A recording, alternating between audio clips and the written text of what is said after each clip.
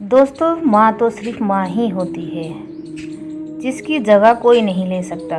दुनिया में माँ ही ऐसी होती है जो बिना स्वार्थ के अपने बच्चों को प्यारा और दुलारा कहती है। तो चलिए इसे जानते हैं, माँ का दिल और माँ की ममता की कहानी। रामेश अब बड़ा हो गया था। पढ़ लिख कर अब उसकी एक अच्छी सी नौकरी शहर में लग गई थी। कुछ दिन के बाद उसके माँ बाप को उसकी शादी की चिंता होने लगी। कुछ दिन के बाद उसके माँ बाप ने उसकी शादी की और एक सुंदर और सुशील लड़की से शादी करा दी, जो कि वो भी नौकरी करती थी। रामेश और उसकी पत्नी दोनों जॉब करते थे और एक ही शहर में बस गए थे। कुछ दिन के बाद रामेश के पिताजी भी इस दुनिया को छोड़कर चले गए थे, जिसके बाद उसकी माँ एकदम से अकेली हो गई थी। कुछ दिन के बाद रामेश अपनी माँ को अपने साथ रहने के लिए शहर ले गया, जिसके बाद शहर में आकर रामेश की माँ खुद को एकदम अकेला पाती थी। इस तरह उन्हें भी अच्छा नहीं लगता था, लेकिन एक माँ अपने बेटे को हमेशा खुशी ही चाहती है। धीरे धीरे वो शहर में रहना सीख गई, लेकिन रामेश और उसकी पत्नी हमेशा अपनी माँ को समझाते रहते थे कि ऐसा मत करो, वैसा मत करो। मतलब कि वो अपनी माँ को एक गांव की तरह से गंवार ही समझते थे। लेकिन माँ का दिल तो हमेशा अपने बच्चों के लिए बड़ा ही होता है। वो सभी बात चुपचाप सुनकर हाँ में हाँ मिलाकर रह जाती थी। एक दिन की बात है, सुबह रामेश की पत्नी को ऑफिस जल्दी जाना था। वो सब कुछ जल्दी जल्दी तैयार कर रही थी। रामेश का खाना भी पैक कर दिया और ऑफिस चली गई।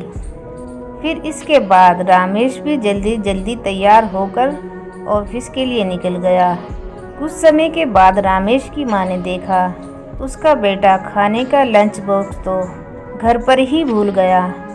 तो माँ ने बिना देर करते हुए फटाफट ऑफिस पहुँच गई और पास में एक कुर्सी पर बैठ गई, क्योंकि कंपनी में बाहर के व्यक्ति को अंदर आने के लिए मना थी। बेटे को दिक्कत ना हो इसलिए फ़ोन ना करके मैसेज कर दिया, लेकिन रामेश अपने काम में बिजी था। माँ के मैसेज पर ज़्यादा ध्यान नहीं दिया, लेकिन उसकी माँ बाहर कब से उसका इंतज़ार कर रही थी। इसी तरह कई घंटे बीत गए और इसी बीच कई मैसेज भी कर दिए, लेकिन रामेश का कोई उत्तर नहीं आ रहा था। इसी तरह रामेश की माँ को चिंता होने लगी, लेकिन रामेश अपनी माँ के कई मैसेज आने के बाद वो अंदर ही अंदर गुस्सा हो रहा था। आज तो उसने तय ही कर लिया था कि आज घर पर जाकर माँ को खूब अच्छी तरह से समझा दूंगा कि ये उसका गांव नहीं है जो कुछ भी मनमानी करती फिरेगी। और इसी तरह शाम हो गई। अब रामेश घर जाने के लिए कंपनी से बाहर निकलता तो देखा तो उसकी माँ यहीं खड़ी है, जिसे देखकर उसका गुस्सा अब 7वें आसमान पर पहुंच गया था और बिना कुछ पूछे ही अपनी माँ को डांट और फटकारने लगा। पहले तो घर में खाली बैठे बैठे मैसेज से परेशान करती थी और अब तो कंपनी में भी आ गई। आखिर ये तुम्हारा गांव नहीं है जो अपनी मनमानी करती रहोगी। ये सुनकर रामेश की माँ ने खाने का टिफिन रामेश की तरफ बढ़ाया, जिसे देखकर रामेश को अब समझ में आ गया था कि वो अपना खाना घर पर ही भूल गया था।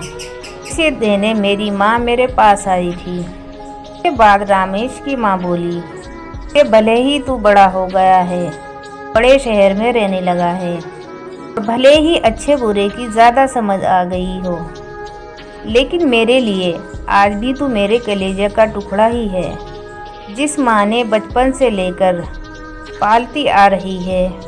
रामेश की अब आंखें खुल चुकी थी। आखिर उसकी माँ उसकी परवाह करती है और खाना लेकर आई थी। से वो बिना सोचे समझे अपनी माँ को ही डांटे जा रहा था।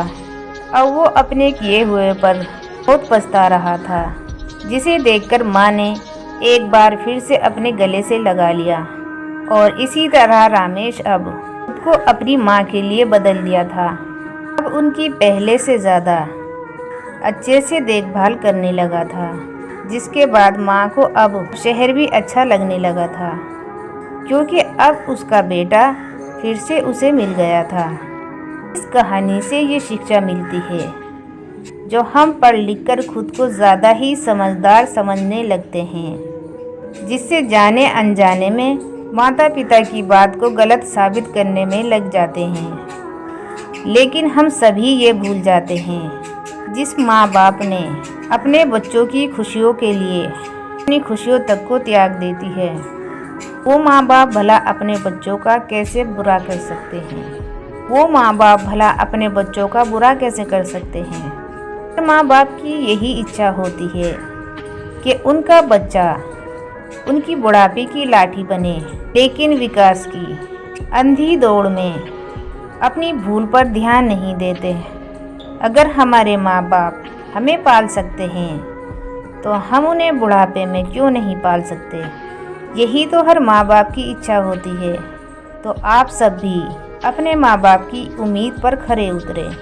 तो आप सबको ये विचार कैसे लगे, कमेंट करके और सब्सक्राइब कर ज़रूर बताना।